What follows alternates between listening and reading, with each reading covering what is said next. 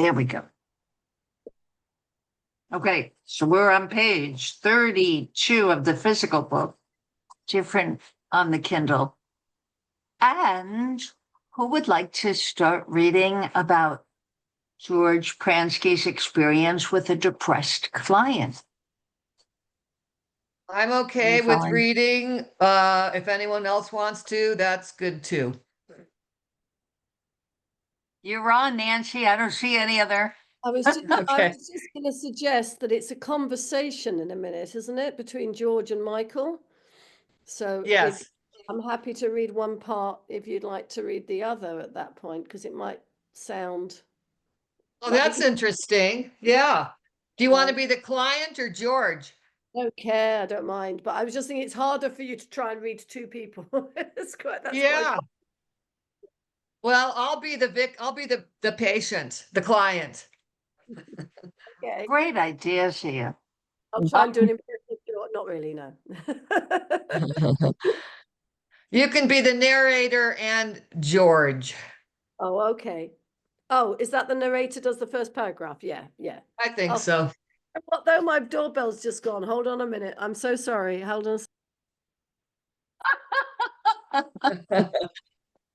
I guess you're switching roles, Nancy. You're gonna be George, I guess. Do you want me to do? While she Do is you want answering to? the doorbell. We don't know how Yeah. long that's gonna take. Or Yeah. who's If not, I'll have to play both roles again. you We, go. we, If she doesn't come back, then I'll be Michael okay. if she doesn't get back in time. All right. I don't see the pictures any the people. So do you want me to? You'd let me know when you want to start. Here's Zia. Zia's Oh, back. sorry, that was just a delivery. Oh, good.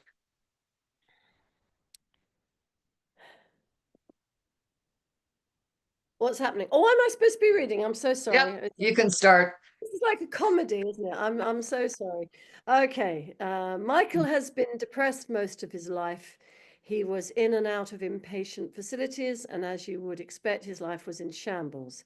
It was hard for him to maintain relationships in the face of this depression, and it was difficult for him to get a job.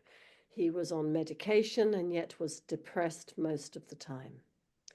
So, what can I do for you? I'm having trouble in my life, so I need some problem solving. My brother recommended you. Tell me about the problems you want to solve. My finances are terrible. I can barely afford my rent. I am unemployed now and I have to get a job right away. That's one problem. Another problem is my girlfriend. She's mad at me because I don't have any money. I have also been fighting with my sister. I'm guessing that you've been depressed. I didn't say that. How did you guess? Well, you look down. I also know from experience that when people get depressed, their lives fall apart and your life looks like it's falling apart. What problem should we start with? I'm not concerned about your problems. I'm concerned about your unhappiness. If your spirits were up, you would be able to solve all your problems by yourself. Easy for you to say. Let me talk about this getting a job issue in a way that will be new to you. Right now, your confidence is probably very low, and your energy level is going to be low if you suffer from depression. You're not going to be as good at dialogue with others when you're in a depressed state. Now, how do you expect to get a job and with a low level of confidence, low energy, and compromised interpersonal skills? Well, that's encouraging. Are you trying to make me hopeless? No, to the contrary, I'm trying to give you hope, believe it or not. All you have to do is get your spirits higher, and all your problems will be solved. Higher confidence, higher energy level, and easier to be around will get you hired in good stead with your girlfriend and will help your relationship with your sister and put you on the mend financially. In addition, a higher level of well being will give you more wisdom and creative thought that you can apply to any problem that might occur. All boats rise with the tide when it comes to higher level of well-being, just as all boats go down with the tide when you get depressed. I think you mean well, but I don't think you understand how things, wait a minute, work. In order for my spirits to go up, I need to get a job, work things out with my girlfriend, and get myself on my feet financially. That's why I came to you. I solve those problems, and believe me, I'll be happy. And I'm suggesting it would be very difficult for you to solve any of those problems with from your current state of mind. On the other hand, you could solve all the problems from a higher state of mind. In other words, you have to get your spirits higher first and solve your problems second. It's not the other way around, as you suggest. How is a person supposed to be happy if their life sucks? People's happiness is an independent variable. Some people are very poor and happy. Some people are very rich and unhappy. Some people are between jobs and happy. Some people are between jobs and miserable. Some people are in temporary conflict with their spouse and are happy. I think you get my drift. We all have to find our happiness from within ourselves rather than only being happy if our life is the way we want it to be. And it's my job to show you how to do that. So I'm going to be happy with no job, no girlfriend, and bad finances. Is that what's in store for me? What we're dealing with here is thought. Your thinking now is very discouraged and pessimistic. As a result, you experience depression. All of our thinking is brought to life by our senses, so we all feel the effects of thinking. If your well being were higher, it would mean the quality of your thinking improved. Your thinking would be more optimistic, more hopeful, more philosophical. You wouldn't be taking things so personally. You would see light at the end of the tunnel. Some of the things that depressed people worry about don't look like valid concerns from a high level of well being. Some of the concerns that seem valid look more easily solved from a high level of well being. Because we live in a world of thought, our perceptions change as our well being level goes up or down. Are we just kidding ourselves by thinking positively? You been down in the dumps and seen someone or something in a negative light, and then a few days later you're in better spirits and they look nicer to you? Hasn't that ever happened to you? Yes, that's happened, but I didn't think much about it. People don't realize their perception changes as their thoughts change. It's easy to see that in terms of moods. A car looks like a clunker in I got that wrong. In a low mood, looks like a classic in a high mood. We're all like that. So let's get going on raising my mood. How's your spirits right now? Now that you mention it, I'm feeling pretty good. And that's without any change in your finances, relationship, or your job prospects. That's what I've been talking about. Your spirits are up, even as the outside world remains the same. Well, the outside world doesn't really look the same to me right now. I feel more confident that I can get a job and more confident that I can get it together with my girlfriend. And I'm going to teach you some principles that explain how you are able to feel better, even as your circumstances remain the same. Do we stop here or we? I think Wow. Yes, yes, there was so much there. Like, Mm. what did you hear? Just unmute and share what you heard in that two pages.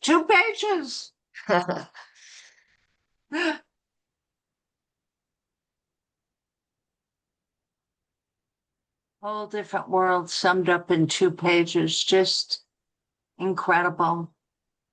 I know Elaine has a sore throat, but she's a therapist too. I mean, we see this all the time. And George's metaphor about when the tide lifts, the boats rise. Such a great metaphor. When our state of mind lifts, we have the clarity to see how to take care of things. And Yeah. I notice that too, still in my life that, sometimes when I get tired in the afternoon and my mood will drop a little bit. And and I'll think about something and I thought, it just doesn't seem good. And, or, something even that should be good. And I'm thinking, meh, what's the big deal? But I realized, this morning when I thought about this thing, I was excited. So what's changed? The thing or maybe my mood? It still does that though, where I see things differently as my mood comes and goes. And it still comes and goes. But now I see it more and I thought, okay, well, let's not think about it now and I'll just wait. And I'll probably feel better tomorrow. And it still works that way. It's weird though. I just notice it more. Exactly.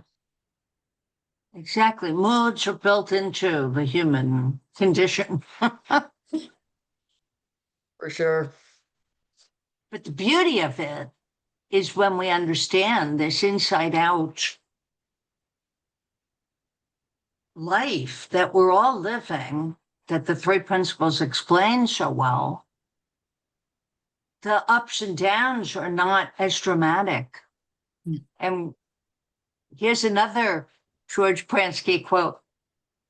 It's about, let's see if I can remember, such a great quote. Being graceful, be graceful with your downs and grateful for your ups. Right? Mm-hmm. Be graceful with your downs and grateful for your ups. One of my favorites. Yeah, right? Yeah, I love that.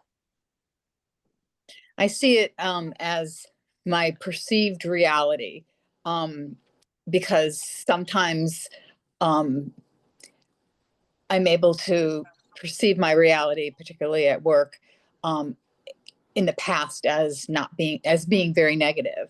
And I'm working this week with solo because the girl I work with is out, and my perceived reality of my job and my work is so positive.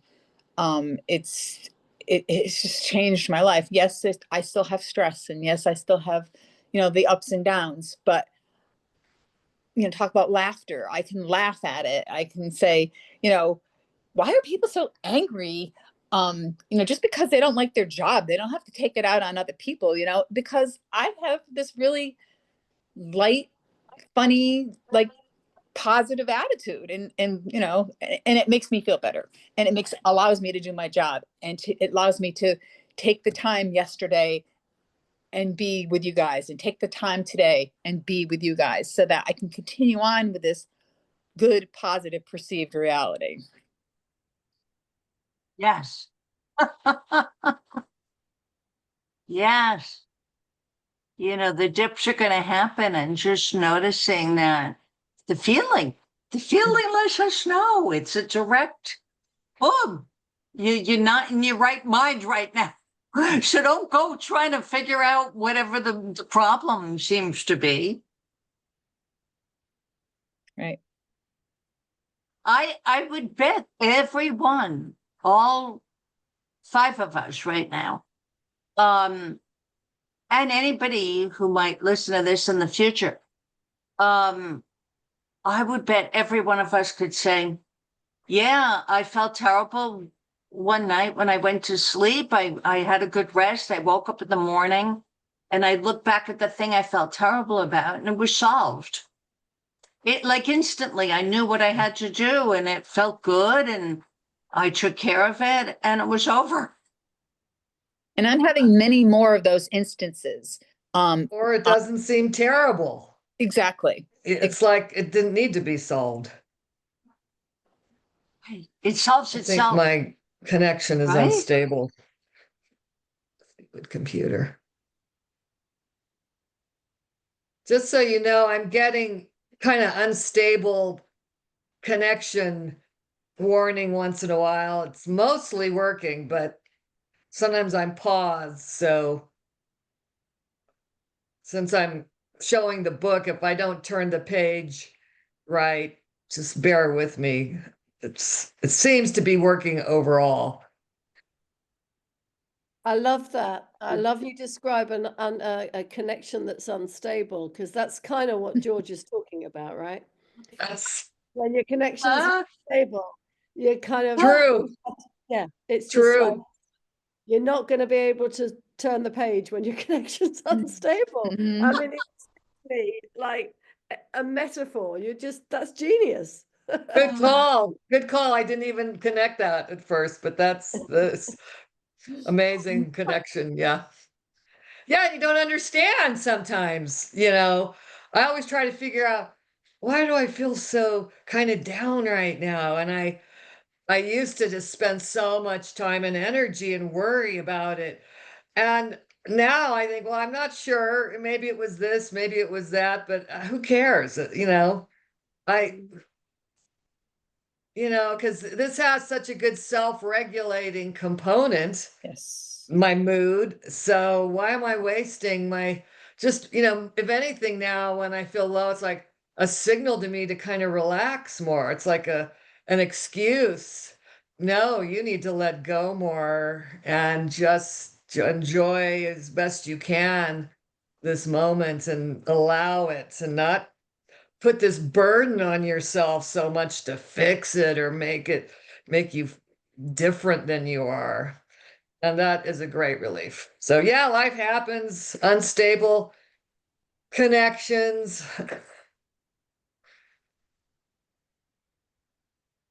stable connections. And what a great metaphor. My connection is unstable. My connection to Mm, higher wisdom, yeah. Absolute. That is wisdom of the amazing. universe. Yeah, that's Yes. beautiful. Whoa. And I didn't make it up. It just really said that on my computer. And Zia is the one that noted that. And I this went right over my head at first, but I thought, oh yeah. Yeah, me too, until I heard Sia, right? Have Yeah. you ever said anything like that before, Sia, or is just one of those in the moment? No, it was it just felt like one of those little cosmic joke moments, you know. Yes. Oh, I see. Yes. And it's so interesting, isn't it? Because, we all have the experience that when we're feeling crap for whatever, whatever type of crap you want to define it as, um, the last thing we think is, oh, I've got an unstable connection to the infinite power of my well-being. It's the last thing we think of. We're just looking around trying to wiggle things to make it connect.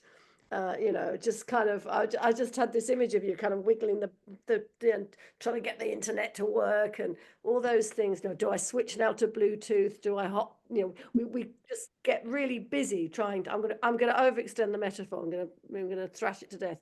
But there is that thing where we just do lots of doing, and yet all we actually have to do is notice the connection can never be broken, and it'll be okay in a minute. It's like, or it'll be okay when it's okay.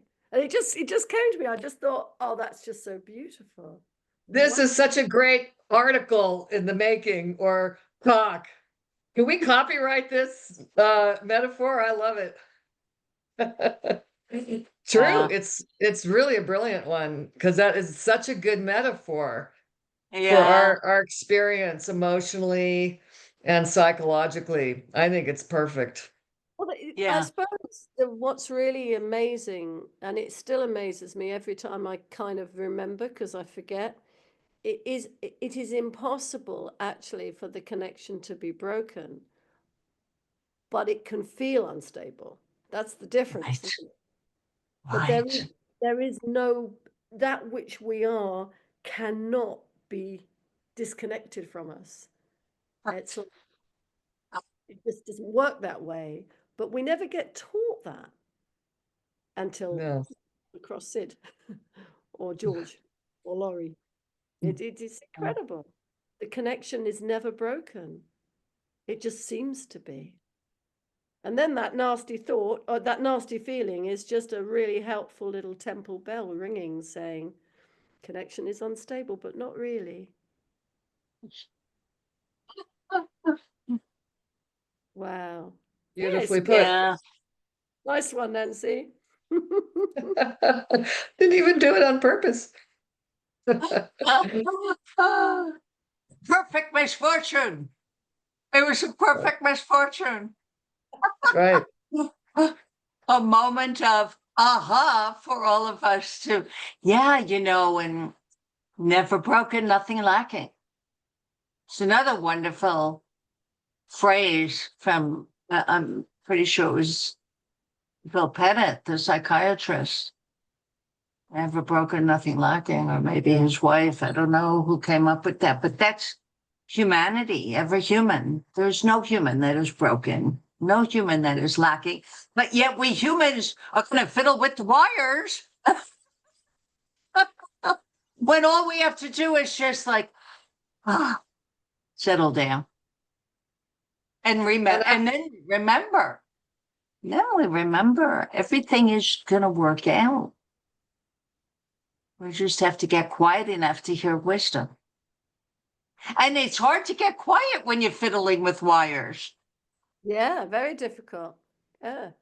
Well, it is when you're feeling that low and that distress. I mean, and I remember reading that in one of Michael Neal's books, one of my early books, The Inside Out Revolution, which I found really good. And he said something like that. He goes, when your life looks so difficult and out of control, it's I'm paraphrasing, can't remember, but this is a difficult thing to ask, but if you can try something to take your hands off the steering wheel for a little while, a difficult ask when you're feeling down and panicky, frankly. But if you try that, if you'll just, try that, take your hands off the wheel, off the gas for a while, you can see that things can settle and clarify and the way becomes clearer. I mean, these are my words. I'll have to read that paragraph. It was very good, but it meant a lot to me when I was trying to get out of my depression. And I all I wanted to do was fiddle with the wires, press on the accelerator pedal harder. I just did the opposite, basically, of what I needed. And I think that's a natural impulse for many of us have it. So that was really hard for me to learn to do that. I was just reading along, I was looking at that Elsie Spittle, Roger Mills book that we mentioned yesterday, that Wendy and I forgot the other gal's name who was on yesterday, that she and Wendy are reading a book together. Forgot her name. Anyway, they're reading that book together. They said they had an appointment to, and I said, I happen to be reading it also. So I was reading a chapter this morning and I already forgot my points.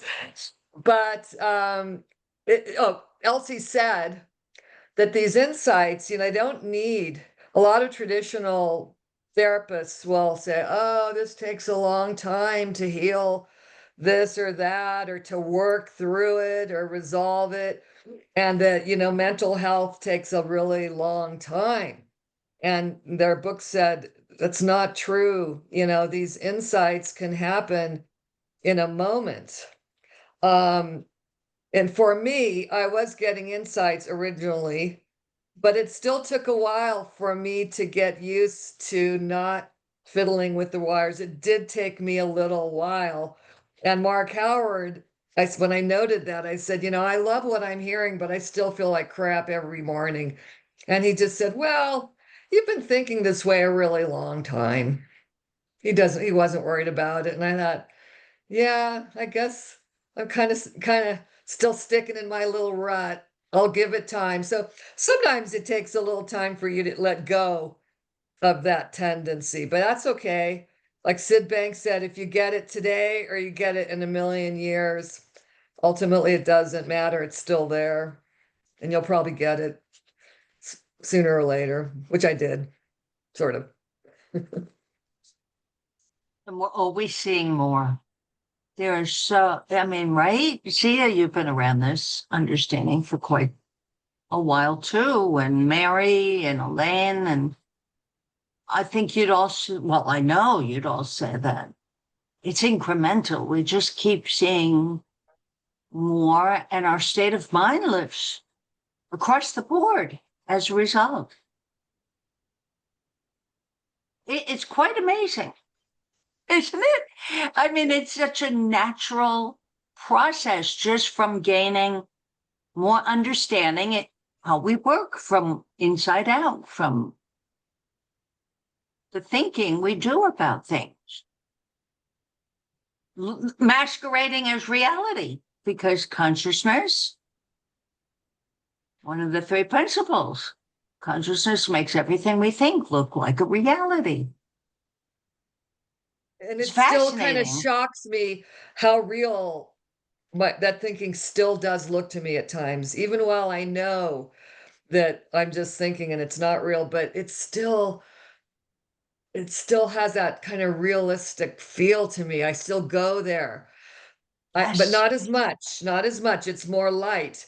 But I thought, wow, in a way though, that's very persuasive to an Oh, extent yes. still. Isn't it though? Yeah. Yeah. I remember Christine saying when we were editing the book how sticky the thinking is, just so tricky. It's such a Yeah. trickster.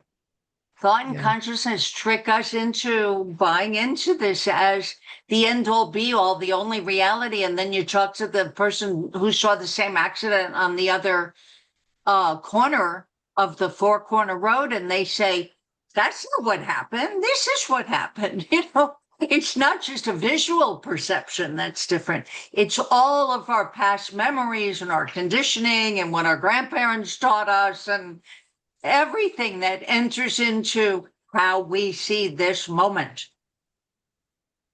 And man, it's fascinating. I love hearing how people see their moment, but it doesn't mean that it's the only way to see it. So fascinating. I think the book you were referring to, Elsie's book, is The Wisdom Within, yes? Yeah. Yes. Well, no, I think No. it Oh, The I think Wisdom for Life. She's that's a got The different, Wisdom Within, but this is The Wisdom for Life. Is that the yeah, that's one? a different one. No, I think it's the wisdom within that is co-authored with Roger Mills that we were talking Oh, about. right. That's a different one. Yeah. But the back of this is very interesting because there are all these books that are out now about this understanding. Well, I mean, there's got to be, Jack alone has 10 books out. You know, but anyway, so the back is very interesting here. Richard Carlson, who was the author of Don't Sweat the Small Stuff, you know, from so many years ago, he says, this book is a rare gem.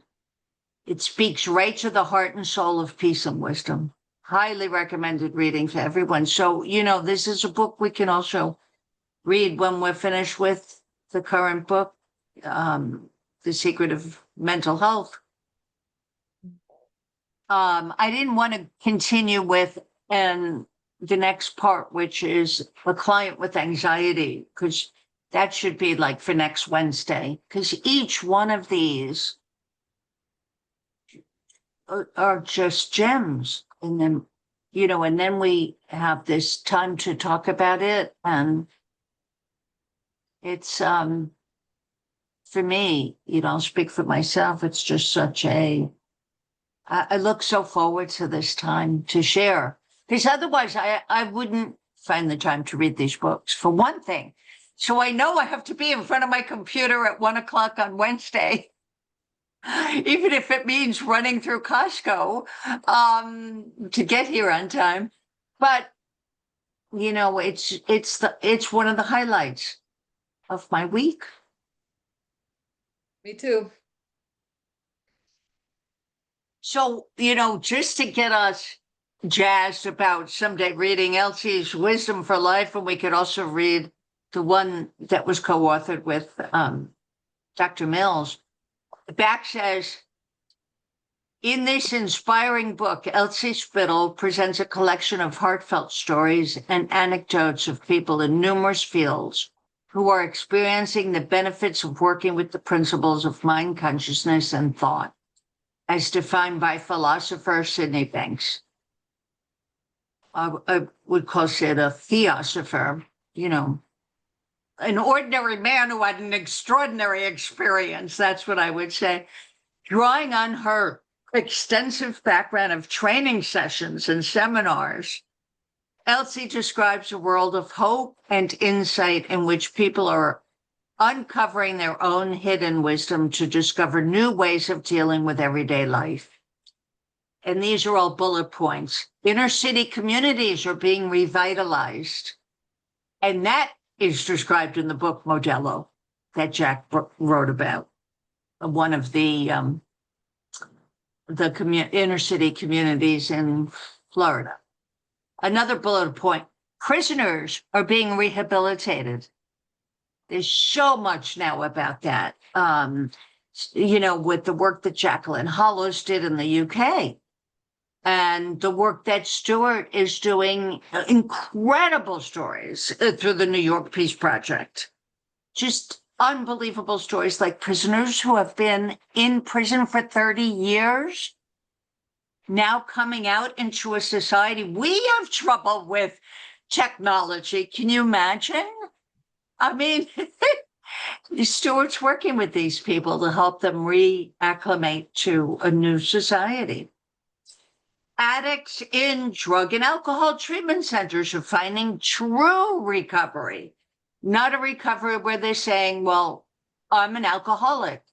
But wait a minute, didn't you just tell me you didn't have a drink in 20 years? How does that make you an alcoholic? The homeless are gaining hope and self-esteem to become productive citizens. Clients in mental health clinics are discovering renewed hope and optimism. Elaine and I can speak to that for sure. Corporations are producing wiser leaders and happier, more productive employees. I could name a bunch of people who fit that category. Ellen Flood's book, Management by Inspiration. What a beautiful title. Management by Inspiration. Don Donovan, who was the president of Three Principles Global Community for several years until he retired from BAE, the huge aeronautics company in New Hampshire. I mean, the stories are incredible. So more points. Dysfunctional families and couples are finding new satisfaction in their relationships. Well, Chris and I co-authored, talking to Elsie and Ken. They're like the second story in the book. They were on the verge of divorce. And Sid was a really good friend of theirs. Sid worked with Ken. Well, you probably all know that. Elsie's husband. They worked together in the pulp mill and then freaked out when they saw, who is this person who sort of looks like Sid Banks? Whole different person after his experience. Two more points. Students are becoming knowledgeable and better able to withstand the pressures of modern life. Ordinary people are discovering new satisfaction, contentment, and joy in life. Wonderful book.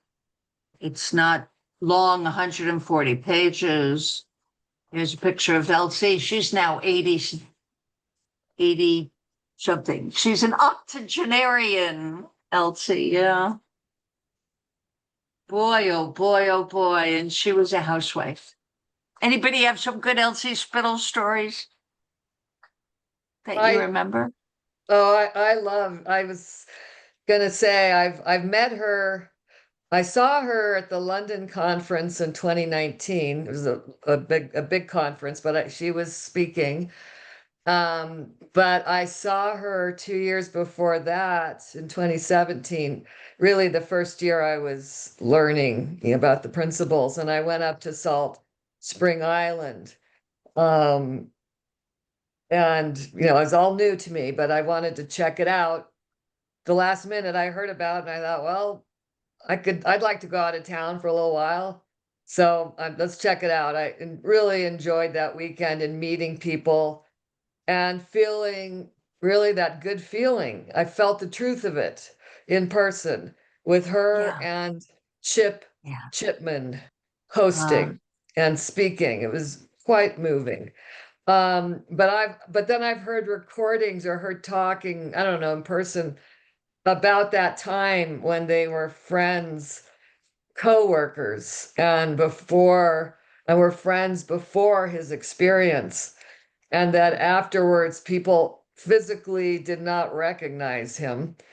And she said that she and I forgot what's her husband's name, And Ken, were like the only people that stayed friends with him because everybody was too put off by way he was talking and they thought he, you know, lost his marbles. And she said, it was so cute. She's told the story of how she was getting kind of to the end of her rope with Sid talking all about this stuff and his religious, you know, his spiritual experience. And she came from a very traditional Catholic upbringing and was kind of found it kind of a little offensive because she felt it kind of went against some of the ways she understood spirituality or should understand it.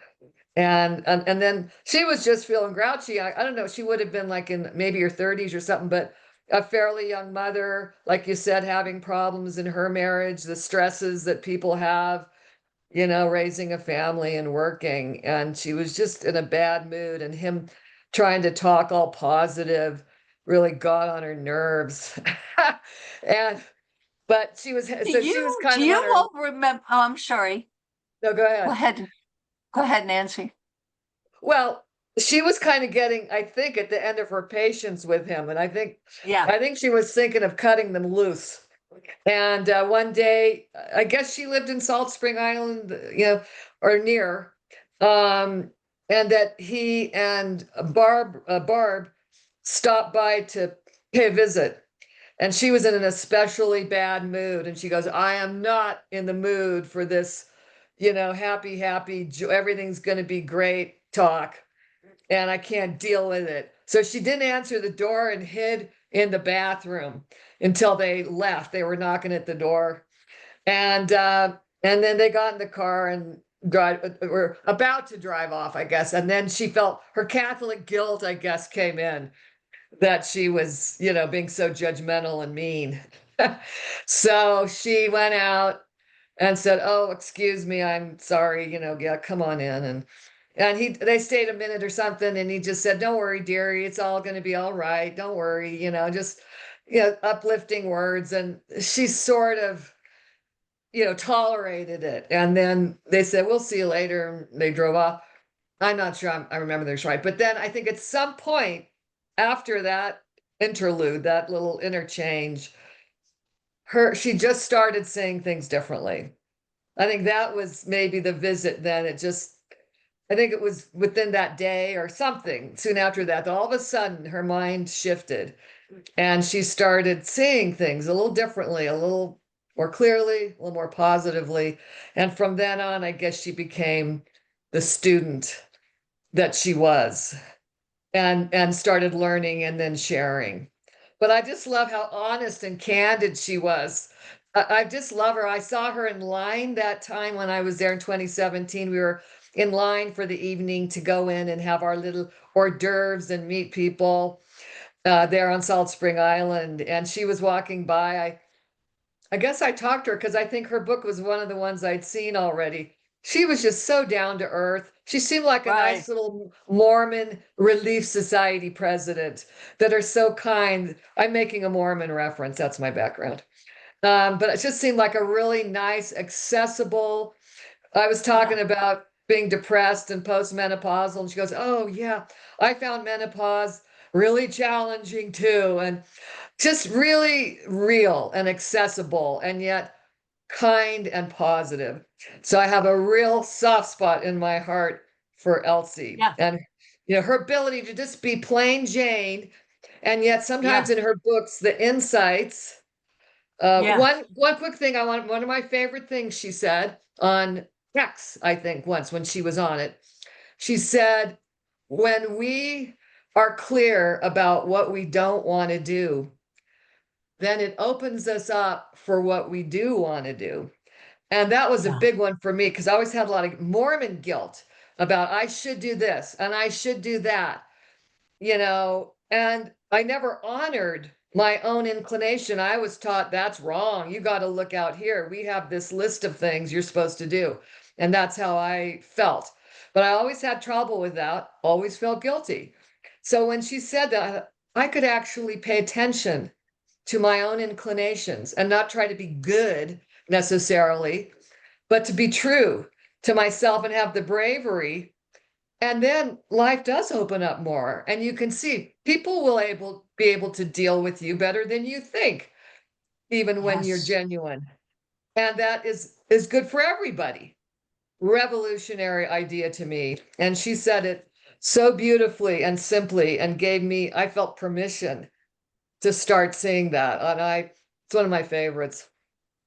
Oh, I love that. Say Love it again, Elsie. Nancy, that one line. Well, I'd have to find, I highlighted it, but my memory is when we become clear about what we don't want to do, it opens us up and frees us to see what we do want to do. And Love that. I would add, and that we can trust that. Before Yeah. I would doubt my wants sometimes, but now I realize they're probably wisdom. I can tell the Yeah. difference now between the wisdom and my inclinations and just self-indulgence and escapism. I think sometimes we've confused those things, and I know I did. Now I give it a lot of credit, and the three principles help me to value that. I'm still learning. We all are. Yeah. Oh, I'm getting thunder. Sorry. But it's so funny, Nancy, because that was the story when I almost interrupted you. You told the exact story I was going to interrupt you with about Elsie locking herself in the bathroom because they had an open door policy on Salt Spring Island. So Oh, they would knock and just walk in, and she hid in the bathroom. It was the that's why funniest she went story. into the bathroom. Okay, that's funny. Wow. Love it. There's one more thing before we have to end. We've got just 2 more minutes, and I know, people have to see clients and things. And people not and take care of things. That's what I meant to say. I think in that UK conference 2019, what I was in a talk of hers where she spoke about a priest she was in conversation with, and she just got quiet because a lot of what he was saying was not making sense to her, but she found herself looking for the commonality. So she would hear where they did see things in common, looking for what is rather than at what isn't, sort of thing. Was that the talk of hers that you heard? Well, I don't know. I don't remember that. I only saw her in one of the plenary sessions, when they wanted her to say a few words, but I don't think I saw her in any other breakout session. I remember her saying that was probably her last conference. So that stuck with me, unfortunately, but I didn't hear that, but that's a beautiful thing. I tend to want to argue and be right. And instead to follow her example of putting kindness and connection uppermost is still something I'm looking for a little bit more. wow, just incredible. I love being with all of you. So I'm going to stop the recording now.